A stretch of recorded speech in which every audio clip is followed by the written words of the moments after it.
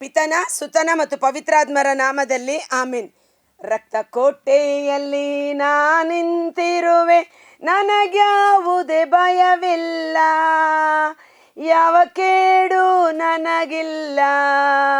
ಯೇಸು ರಕ್ತ ಕೋಟೆಯಲ್ಲಿ ನಿಂತಿರುವೆ, ನನಗ್ಯಾವುದೇ ಭಯವಿಲ್ಲ, ಯಾವ ಕೇಡು ನನಗಿಲ್ಲ. ಪ್ರಭು ಕ್ರಿಸ್ತರಲ್ಲಿ ಆತ್ಮೀಯ ಸಹೋದರ ಸಹೋದರಿಯರೇ, ಯೇಸು ರಕ್ತದ ಅಥವಾ ಬ್ಲಡ್ ಲೈನ್ ಪವಿತ್ರ ಗ್ರಂಥದಲ್ಲಿ ರಕ್ತದ ಒಂದು ಸ್ವಭಾವ, ಹಳೆಯ ಒಡಂಬಡಿಕೆಯಲ್ಲಿ ನಾವು ಧ್ಯಾನಿಸುತ್ತಿರುವ ಈ ಎಲ್ಲ ಒಂದು ಇನ್ಸಿಡೆಂಟ್ಸ್, ಘಟನೆಗಳು ಮುಂದೆ ಬರಲಿರುವ ನೈಜ ಕುರಿಮರಿಯಾದ ಯೇಸುವಿಗೆ ಹೋಲಿಕೆ ಮಾಡಲಾಗಿದೆ. ಇದು ನಮ್ಮ ನೆನಪಿನಲ್ಲಿ ಇರಬೇಕು.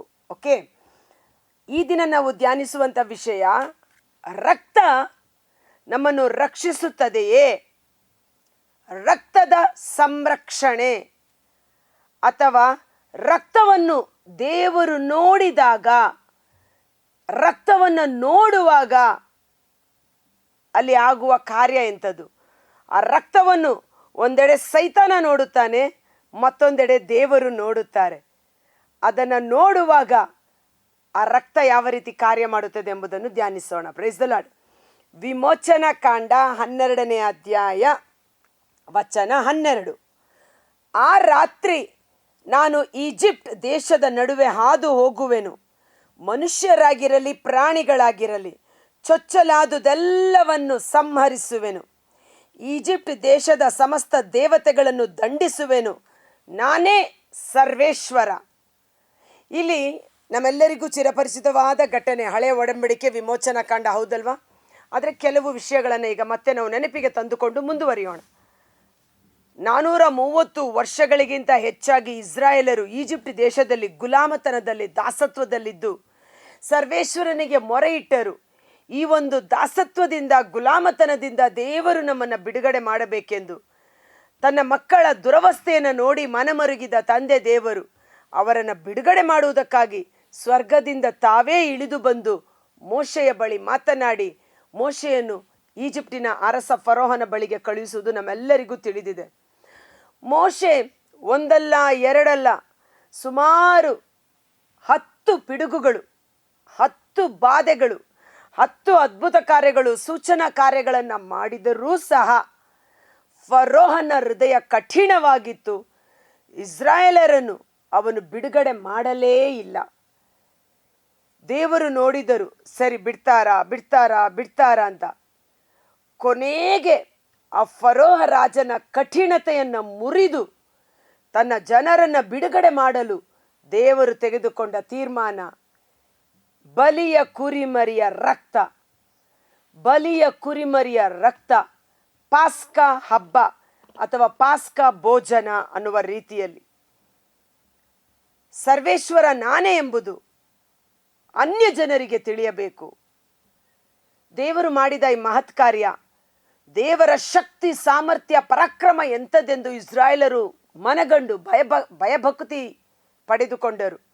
ಮತ್ತೊಂದೆಡೆ ಈಜಿಪ್ಟಿನ ರಾಜ ಮೊದಲುಗೊಂಡು ಚೊಚ್ಚಲು ಮಕ್ಕಳವರೆಗೆ ಅವರ ಮಕ್ಕಳು ಸತ್ತು ಹೋದಾಗ ಅವರು ಭಯಭ್ರಾಂತರಾಗಿ ಇಸ್ರಾಯೇಲ್ ಜನರನ್ನು ಹೋಗಗೊಡಿಸಿದರು. ಸೊ ಫೈನಲ್ ಸೈತಾನನ ಆಳ್ವಿಕೆಯಿಂದ, ಸೈತಾನನ ಹಿಡಿತದಿಂದ, ಸೈತಾನನ ಬಂಧನದಿಂದ ನಮ್ಮನ್ನು ಬಿಡುಗಡೆ ಮಾಡುವಂಥದ್ದು ರಕ್ತವೇ ಆಗಿದೆ. Price the lord, hallelujah. ಹಳೆಯ ಒಡಂಬಡಿಕೆಯಲ್ಲಿ ವಿಮೋಚನಾ ಕಾಂಡದಲ್ಲಿ ಸೈತಾನನ ರೂಪದಲ್ಲಿ ಫರೋಹ ರಾಜ, ಈಜಿಪ್ಟ್ ದೇಶ, ಭೂಲೋಕ. ಹೊಸ ಒಡಂಬಡಿಕೆಯಲ್ಲಿ ಈ ಭೂಲೋಕದ ಸೈತಾನನಿಂದ ಬಿಡುಗಡೆಯನ್ನು ಹೊಂದಿ ರಕ್ಷಣೆಯನ್ನು, ನಿತ್ಯ ಜೀವವನ್ನು ಪಡೆದುಕೊಳ್ಳುವಂತೆ ನಮಗೆ ಅವಕಾಶ ಮಾಡಿಕೊಟ್ಟದ್ದು ಯೇಸುವಿನ ರಕ್ತವಾಗಿದೆ ಎಂಬುದಾಗಿ. ನೀವು ಬಾಗಿಲಿಗೆ ಹಚ್ಚಿದ ಆ ರಕ್ತ ನೀವಿರುವ ಮನೆಗಳನ್ನು ಸೂಚಿಸುವುದು. ಅದನ್ನು ಕಂಡು, ಯಾವುದನ್ನು ಕಂಡು? ಆ ರಕ್ತವನ್ನು ನೋಡಿ. ಚೆನ್ನಾಗಿ ಕೇಳಿಸ್ಕೋಬೇಕು ನೀವು. ದೇವರು ಮೋಶೆಗೆ ಹೇಳುತ್ತಾರೆ, ನೀವು ಪ್ರತಿಯೊಂದು ಕುಟುಂಬದಲ್ಲಿಯೂ ಒಂದೊಂದು ಆಡು ಮರಿಯನ್ನು ತೆಗೆದುಕೊಂಡು ಅದನ್ನು ಸರ್ವೇಶ್ವರನಿಗೆ ಬಲಿ ಕೊಟ್ಟು ಅದರ ರಕ್ತವನ್ನು ಈಸೋಪ್ ಗಿಡದ ಆ ಹುಲ್ಲಿನಿಂದ ನೀವು ನಿಮ್ಮ ಮನೆಯ ಬಾಗಿಲುಗಳಿಗೆ ಸಂಪೂರ್ಣವಾಗಿ ಹಚ್ಚಬೇಕು. ಬಾಗಿಲು, ಹೆಬ್ಬಾಗಿಲು, ಮನೆ ಒಳಗಡೆ ಪ್ರವೇಶಿಸಲು ಆ ಮನೆಯ ಬಾಗಿಲಿಗೆ ನೀವು ಹಚ್ಚಬೇಕು. ಅದರ ಮಾಂಸವನ್ನು ನೀವು ತಿನ್ನಬೇಕು. ಅದು ಪಾಸ್ಕ ಹಬ್ಬದ ಆಚರಣೆ. ನಾನಿಲ್ಲಿ ಬರೀ ರಕ್ತನ ಮಾತ್ರ ಕಾನ್ಸಂಟ್ರೇಟ್ ಮಾಡ್ತಾ ಇದ್ದೀನಿ. ಪಾಸ್ಕ ಹಬ್ಬದ ಕುರಿತು ನಾವು ಇನ್ನೊಂದು ದಿನ, ಗುಡ್ ಫ್ರೈಡೇ ಅಥವಾ ಈಸ್ಟರ್ ಸಂಡೆಗೆ ನಾವು ಧ್ಯಾನಿಸಬಹುದು. ಸೊ ರಕ್ತವನ್ನು ಮಾತ್ರ ನಾವಿಲ್ಲಿ ಕಾನ್ಸಂಟ್ರೇಟ್ ಮಾಡ್ತಾ ಇರೋದು. ನಿಮ್ಮ ಮನೆಯ ಬಾಗಿಲಿಗೆ ಆ ರಕ್ತವನ್ನು ಹಚ್ಚಬೇಕು. ಆ ರಕ್ತವನ್ನು ಕಂಡು, ಆ ರಕ್ತವನ್ನು ನೋಡಿ,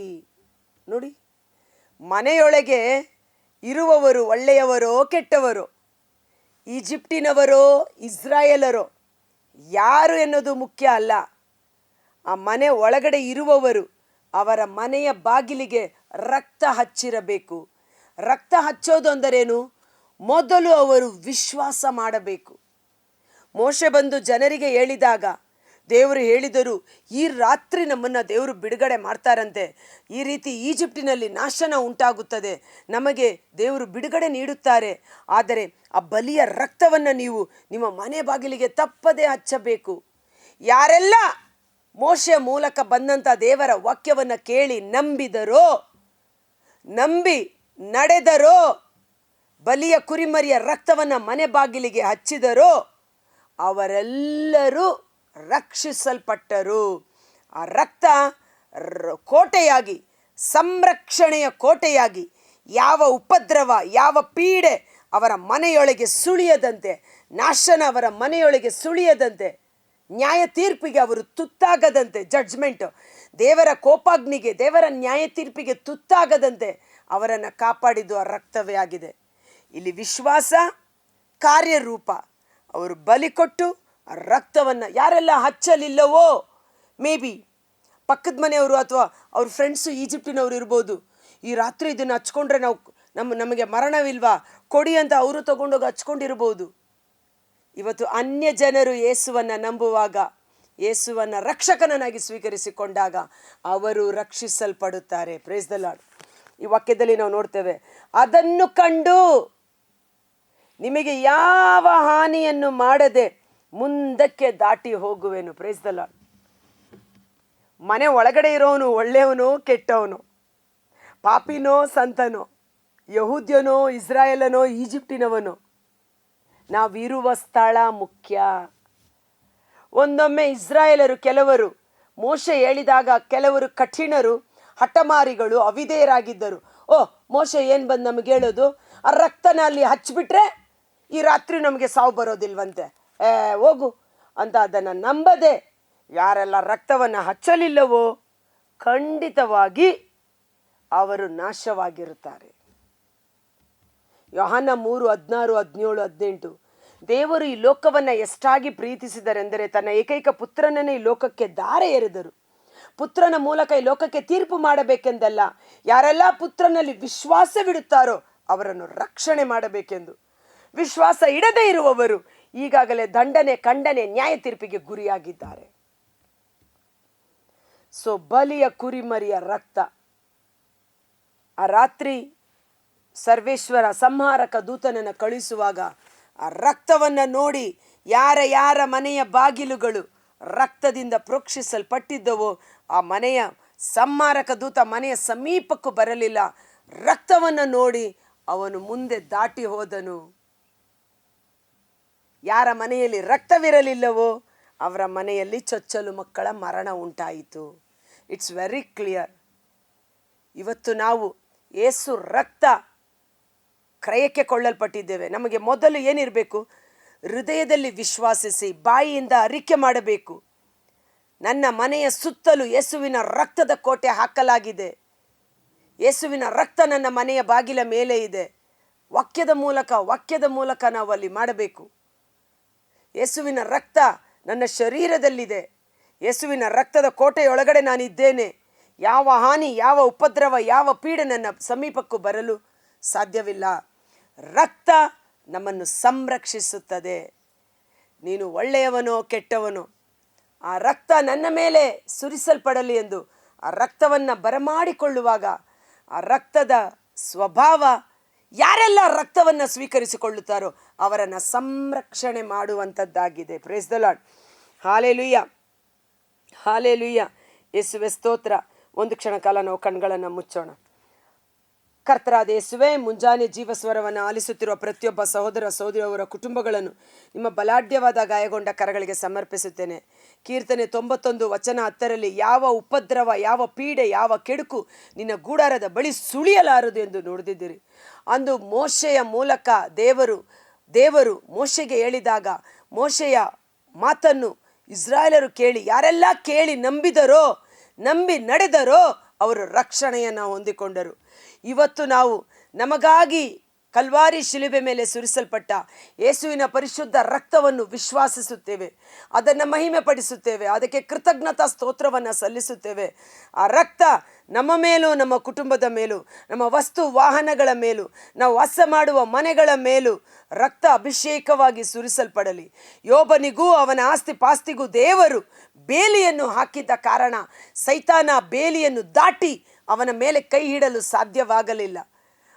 ಅದಕ್ಕಿಂತ ಯೋಬನಿಗೆ ಹಾಕಿದ ಬೇಲಿಗಿಂತ ಅಮೋಘವಾದ ಯೇಸುವಿನ ರಕ್ತದ ಕೋಟೆ ನಮ್ಮ ಸುತ್ತಲೂ ಹಾಕಲ್ಪಡಲಿ. ಯಾವ ವಿಷ ಕ್ರಿಮಿಕೀಟಗಳು, ಯಾವ ವಿಷ ವೈರಸ್ಗಳು, ರೋಗ ರುಜಿನದ ದುಷ್ಟ ದುರಾತ್ಮಗಳು ನಮ್ಮ ಮನೆಯೊಳಗೆ ನುಸುಳದಂತೆ ಯೇಸುವಿನ ರಕ್ತ ಚಿಮುಕಿಸಲ್ಪಡಲಿ. ವಿಮೋಚನ ಕಾಂಡ 12:13 ಅಭಿಷೇಕ ನಮ್ಮಲ್ಲೂ ನಮ್ಮ ಕುಟುಂಬದಲ್ಲಿಯೂ, ನಾವು ವಾಸ ಮಾಡುವ ಮನೆಗಳು, ನಮ್ಮ ಆಸ್ತಿ ಪಾಸ್ತಿ ವಸ್ತು ವಾಹನಗಳಲ್ಲಿ ಕಾರ್ಯ ಮಾಡುವಂತೆ ಯೇಸುವಿನ ಅದ್ಭುತಕರವಾದ ನಾಮದಲ್ಲಿ ದೈವಿಕ ಸಂರಕ್ಷಣೆ, ರಕ್ತದ ಕೋಟೆಯ ಸಂರಕ್ಷಣೆಯನ್ನು ಪ್ರಾರ್ಥಿಸಿ ಬೇಡಿ ಹೊಂದಿಕೊಳ್ಳುತ್ತೇವೆ. ಆಮೇನ್. God bless you. ಈ ವಿಡಿಯೋ ಲಿಂಕನ್ನು ಪರರಿಗೂ ಶೇರ್ ಮಾಡಿ ಆಶೀರ್ವಾದವನ್ನು ಹೊಂದಿಕೊಳ್ಳಿ. ಸಾಧ್ಯವಾದರೆ ನಿಮ್ಮ ಮನೆಯಲ್ಲಿ ತೀರ್ಥ ಇರುತ್ತೆ. ಇನ್ನು ಈಸ್ಟರ್ ಹಬ್ಬಕ್ಕೆ ಹೋಲಿ ವಾಟರ್ನ ಚರ್ಚಲ್ಲಿ ಬ್ಲೆಸ್ ಮಾಡಿ ಕೊಡ್ತಾರೆ. ಆ ಹೋಲಿ ವಾಟರ್ನ ಮನೆಗೆ ತೆಗೆದುಕೊಂಡು ಬನ್ನಿ. ಅದು ಯೇಸುವಿನ ರಕ್ತ ಎಂದು ನಿಮ್ಮ ಮನೆಯ ಸುತ್ತಲೂ ಪ್ರೋಕ್ಷಿಸಿ ಮನೆಯನ್ನು ಶುದ್ಧೀಕರಿಸಿ, ಇಗೋ ನಾನು ನನ್ನ ಜನರ ನಡುವೆ ವಾಸ ಮಾಡುವೆನು, ಅವರ ನಡುವೆ ತಿರುಗಾಡುವೆನು. ದೇವರು ವಾಸ ಮಾಡುವ ಪಾಳೆಯ ಪರಿಶುದ್ಧವಾಗಿರಬೇಕು. ಈ ಈಸ್ಟರ್ ಹಬ್ಬದ ಸಮಯದಲ್ಲಿ ಕೊಡುವ ಪವಿತ್ರ ಜಲವನ್ನು ತೆಗೆದುಕೊಂಡು ಮನೆಯನ್ನೆಲ್ಲ ಶುದ್ಧೀಕರಿಸಿ ಪವಿತ್ರೀಕರಿಸಿ ಯೇಸು ರಕ್ತದ ಕೋಟೆ ನಮ್ಮ ಸುತ್ತಲೂ ಇದೆ ಎಂದು ವಿಶ್ವಾಸಿಸೋಣ. ವಿಶ್ವಾಸಿಸುವವನಿಗೆ ಅದು ನೆರವೇರಿಯೇ ತೀರುವುದು. Thank you.